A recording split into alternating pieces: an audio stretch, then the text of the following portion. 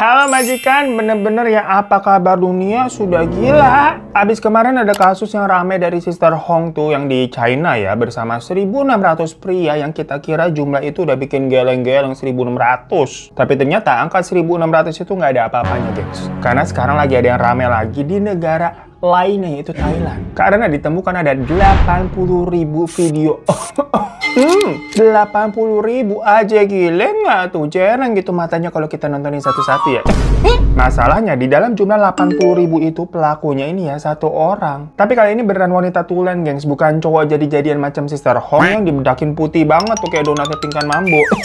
Makanya kasus ini tuh langsung menjadi berita besar banget, macam jadi kayak berita nasional di Thailand sendiri. Selainnya sekarang lagi heboh nih Thailand lagi perang sama Kamboja ya, berita tentang skandal ini juga rame banget. Karena pria-pria yang terlibat di dalam 80.000 video dan foto-foto tadi tuh adalah para biksu gengs. Seorang pemuka agama yang harusnya tuh dinilai suci dan dihormati juga ya. Tapi ternyata ya, namanya juga manusia. Mau apapun agamanya lah, kalau memang imannya ini lemah juga jadinya bisa kegoda aja. Nah, setelah para biksu-biksu ini tuh sama wanita tersebut, yang ternyata perbuatannya tuh direkam ya, macam kayak Sister Hong nih, ternyata biksu-biksu ini juga diperas sama wanita tersebut. Karena biksu-biksu ini tuh dimintain uang, kalau enggak ya nanti videonya akan disebar dan hal itu bisa membuat reputasi dari biksu-biksu tersebut terancam. Namun majikan, sebelumnya nih kita disclaimer aja ya, dimana dalam kasus ini kan karena melibatkannya banyak banget biksu di Thailand, yang mana Thailand sendiri tuh mayoritas agamanya adalah Buddha ya, makanya jadi heboh banget di sana. Sama halnya misalkan kalau di sini nih ada oknum dari pemuka agama yang pastinya juga ya bakal heboh juga. Jadi seperti yang tadi kita bilang ya, mau agamanya apapun, karena ini menyangkut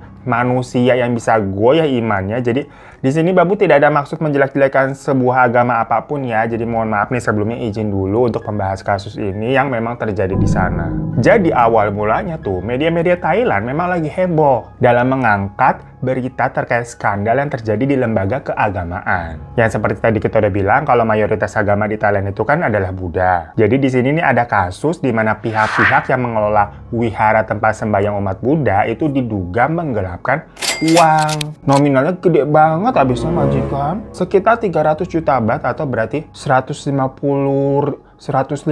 miliar rupiah. Jadi uang-uang tersebut tuh berupa uang donasi daripada jemaatnya yang harusnya kan dipakai buat apa? Renovasi kuil, perawatan biksu yang udah lanjut usia, dan program-program amal sosial dalam bentuk keagamaan lah. Tapi nyatanya uang itu malah mengalir ke rekening pribadi dari para biksu-biksu senior atau gampangnya biksu yang udah punya nama besar di sana. Dan gilanya lagi, mereka pakai buat judul lah apa kabarnya. Yang mana sebenarnya hal-hal seperti ini di Thailand sana tuh macam lagu lama kaset baru. Apa kebalik ya? Lagu baru kaset lama begitu ya.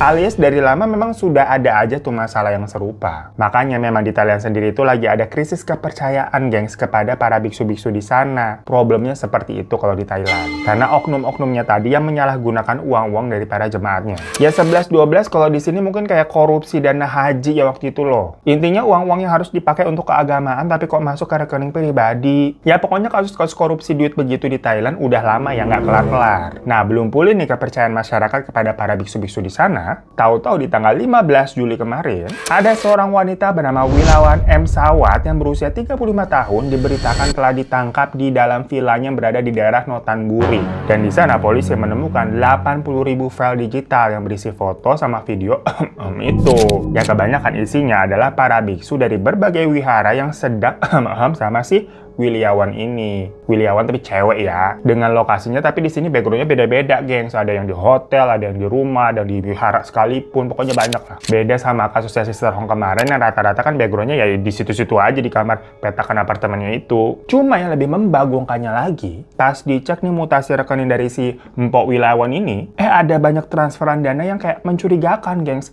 Masuk ke rekeningnya tuh totalnya sampai 385 juta baht atau hampir 200 miliar rupiah. Lah 200 miliar rupiah, gengs. Pernah mimpi nggak sih kalian punya 200 miliar rupiah begitu? Kalau punya mah pensiun babu udah langsung hidup merdeka, bingung apa ngabisinnya gimana tiap hari ya? Nah, uang tersebut tuh diketahui ditransfer oleh banyak rekening milik biksu-biksu dari berbagai wihara. Yang mana diantaranya memang pernah terciduk dalam kasus penggelapan donasi jemaat yang tadi kita jelasin di awal. Dan sebenarnya penangkapan dari Wilawan ini tuh bermula dari menghilangnya seorang biksu senior di Bangkok bernama Pratap Wachirapamok. Ini mohon maaf ya kalau ada salah penyebutannya ya. Kalian tahu nama Indonesia aja suka kepleset kita, apalagi modelnya begini-begini. Harap maklum aja udah ya. Pokoknya biksu senior itu tuh diduga melarikan diri ke negara lain, yang katanya sih ke negara Laos ya, untuk menghindari kasus penggelapan uang. Jadi memang lagi buron, lagi dicari sama Pak Polisi. Nah, tiba-tiba ada nih salah satu video yang kesebar, di mana video itu memperlihatkan si biksu yang lagi buron ini sedang sama seorang wanita di sebuah situs video dewasa luar negeri. Yang pas dicari tahu sama polisi, ternyata wanita tersebut adalah si Williawan kan nih. Ya makanya dari situ polisi mendatangi Williawan nih di vilanya untuk menginterogasi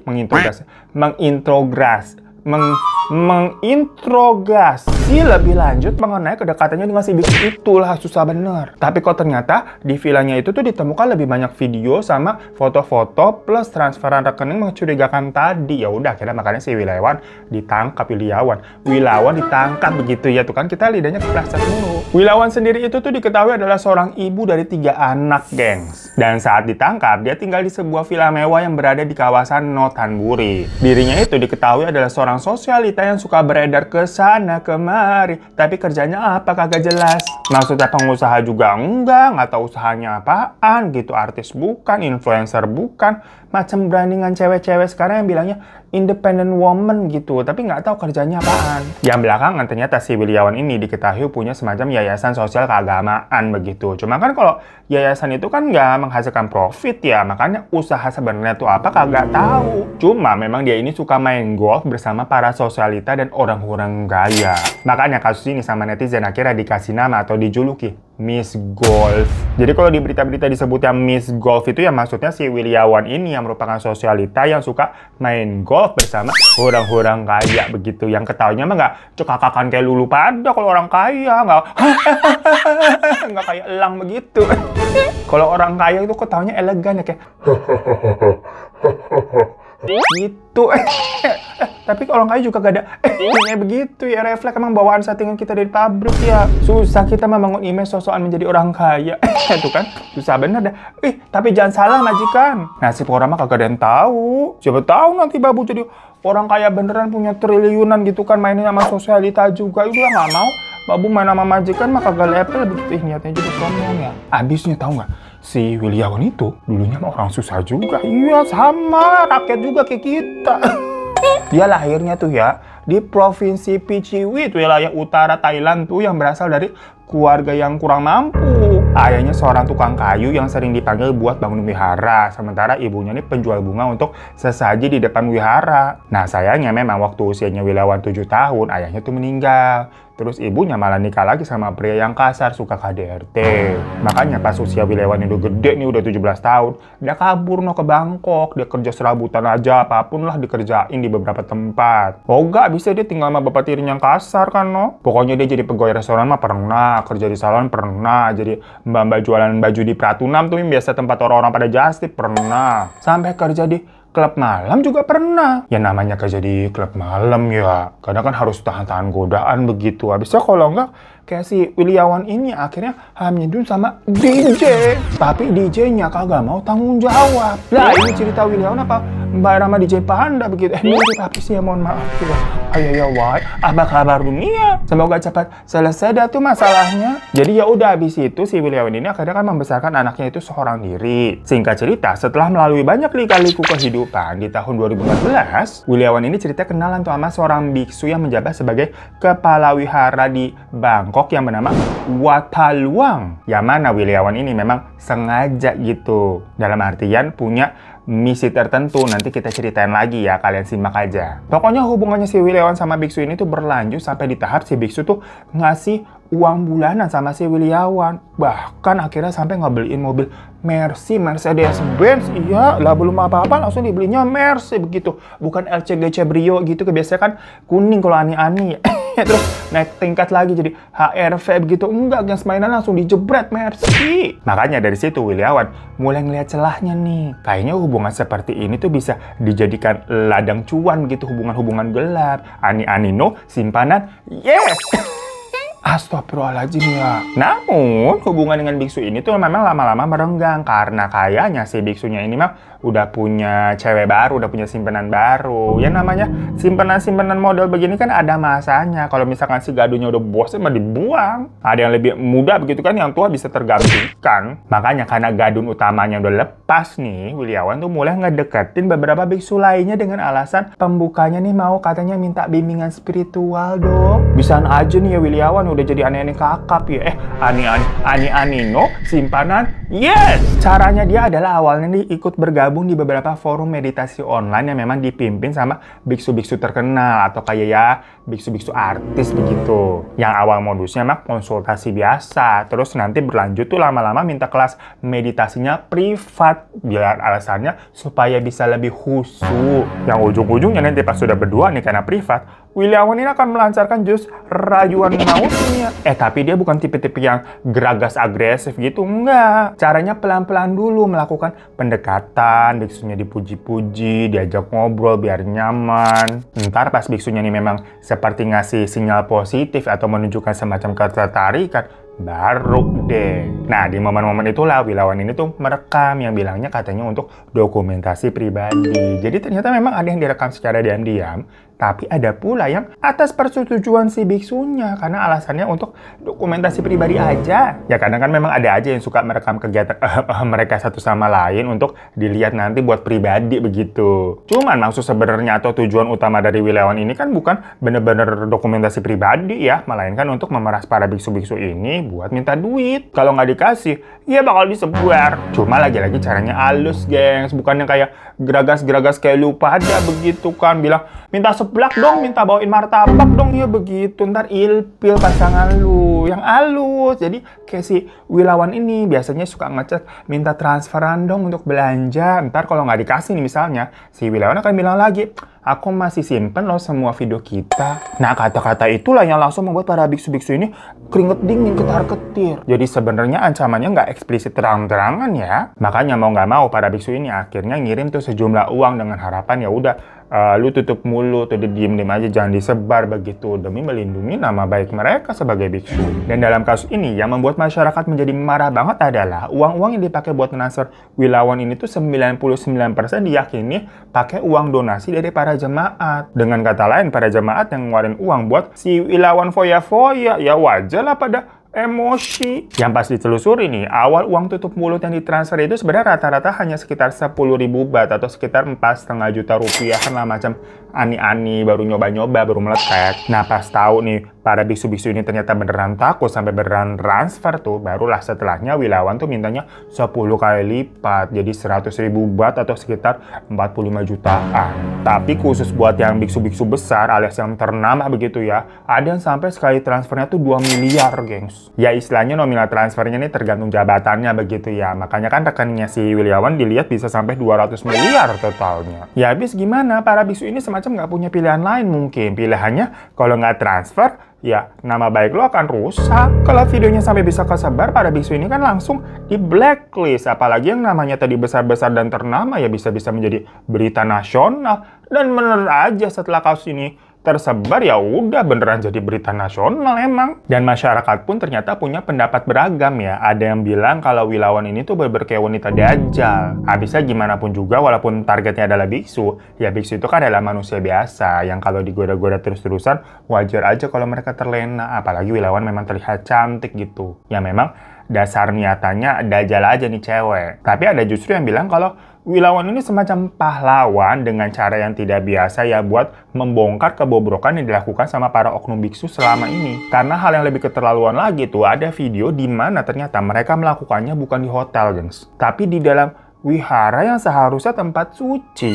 Kayak ada di ruang belajar kitab suci, di kamar meditasi pribadi, bahkan di dalam kamar tidurnya para biksu. Dan ada beberapa biksu yang terdapat di beberapa video juga, alias berarti melakukannya nggak cuma satu kali. Lah berarti kan setelah di awal dimintain uang tuh sama Wiliawan, selanjutnya bukan kayak kapok dong, tapi malah minta lagi gitu. Yang mungkin mikirnya, gue udah diperas uang terus, kalian aja diperbuat lagi gitu biar nggak rugi. Dan saking niatnya, kalau misalkan mereka nih mau ketemuan di hotel gitu atau di luar wihara, biksu-biksu ini tuh berpakaian kayak biasa gitu, kayak kemeja, pakaian orang biasa lah, dan pakai masker juga biar nggak ada yang ngenalin maksudnya. Yang berarti kan memang udah niat gitu, udah pengen kalau begitu. Dan dari beberapa sumber berita juga, sebelum kasus ini tuh sampai ke media, ternyata beberapa biksu ini bahkan udah nyoba nyuap polisi supaya kasusnya nggak diproses dan tidak menjadi besar. Tapi polisi nggak mau dan tetap mengusut kasus ini sampai tuntas niatnya ya, supaya bisa mengembalikan kepercayaan masyarakat terhadap agama terbesar di Thailand sana, karena ini udah menyangkut kepercayaan mayoritas lah. Dan di lain sisi, polisi juga menduga sepertinya Wiliawan ini tuh kayak nggak bekerja sendiri deh, karena banyak banget dengan rekaman tadi tuh 80.000 video sama foto ya, sampai uang yang dipegangnya juga senilai 200 miliar. Yang maksudnya kasus-kasus yang melibatkan nominal sebesar itu sepertinya tidak dilakukan seorang sendiri aja. Habis diketahui semua transferan dari para biksu itu ternyata nggak langsung masuk jebret ke rekeningnya William dulu. William siapa? Wiliawan. Tapi masuknya ke yayasan keagamaan fiktif yang punyanya si Wiliawan itu. Wiliawan udah tadi kita dari tadi salah-salah, mohon maaf ya, maksudnya Wiliawan udah begitu kalian paham lah sama babu ya. Halo, sudah.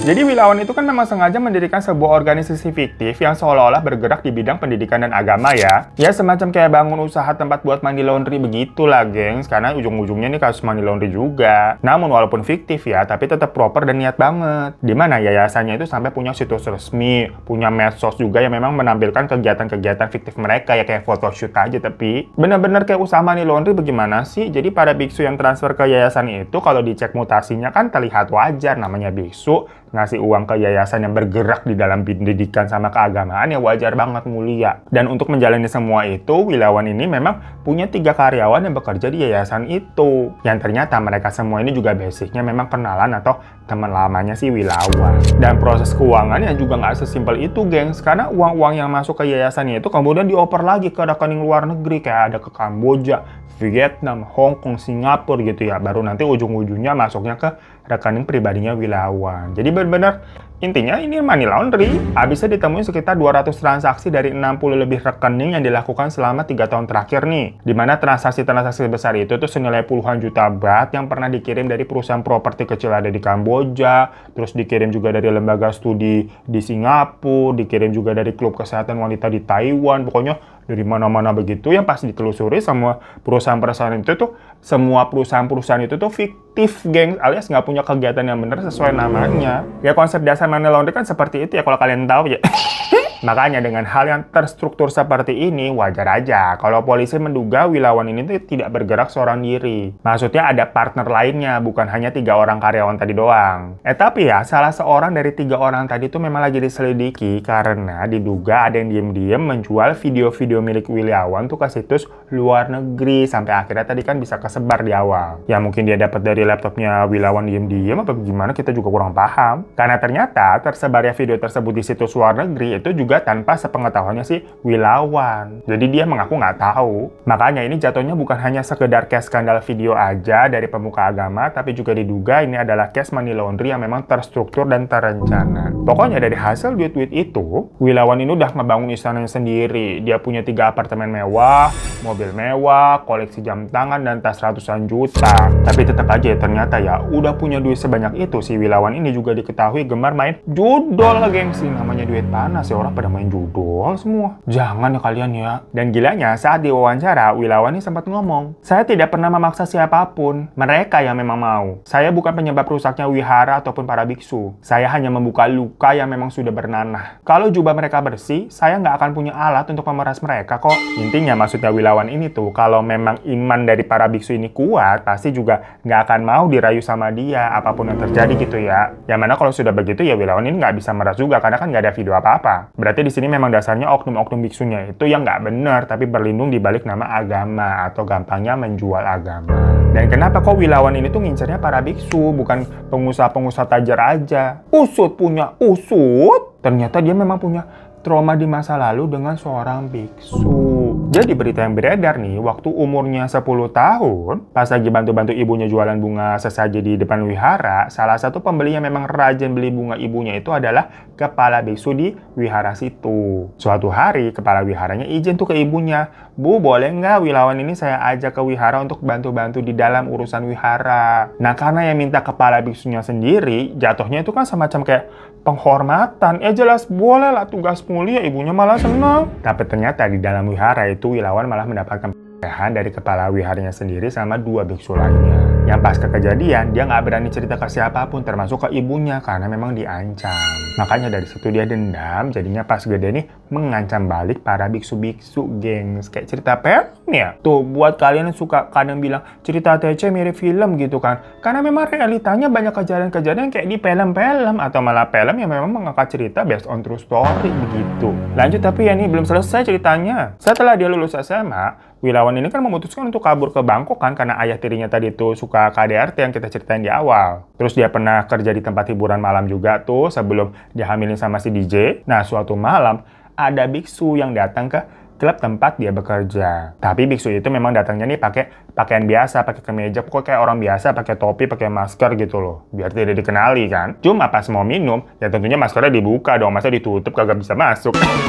Nah, di situ Wilawan ini lihat muka si biksu tersebut dengan jelas, karena kebetulan juga biksunya ini lumayan terkenal, makanya Wilawan tahu siapa dia. Parahnya lagi katanya di situ biksunya ini nyewa cewek-cewek, gengs. Ya makin jelek lah, makanya image biksu di matanya si Wilawan. Dia beranggapan kalau semua biksu tuh memang bejat karena punya trauma soalnya ya. Perspektif pribadinya dari si Wilawan begitu. Jadi semua biksu pandangannya jelek lah di mata dia. Yang jelas, begitu kasus ini tuh ramai di Thailand, yang terjadi adalah banyak orang yang kecewa lah tentunya, dan ujung-ujungnya nggak percaya lagi sama wihara. Sumbangan-sumbangan wihara nih sekarang katanya di tanah lagi turun drastis banget sampai 60%. Dan di tanggal 17 Juli kemarin, ratusan umat Buddha tuh mengadakan demo dengan membawa spanduk bertuliskan, "Jubahmu bukan tameng, kami butuh dharma, bukan drama." Yang mereka semua ini tuh menuntut reformasi menyeluruh, juga menuntut audit independen atas keuangan dari wihara sendiri, dan sistem pemilihan ulang lagi buat kepala wihara sendiri oleh masyarakat. Jadi bukan dipilih sama anggota Dewan Keagamaan. Masyarakat itu udah nggak percaya. Dan yang menarik, demo tersebut ternyata juga diikuti oleh beberapa biksu muda, di mana mereka mengakui bahwa yang diberitakan media tentang sisi gelap wihara itu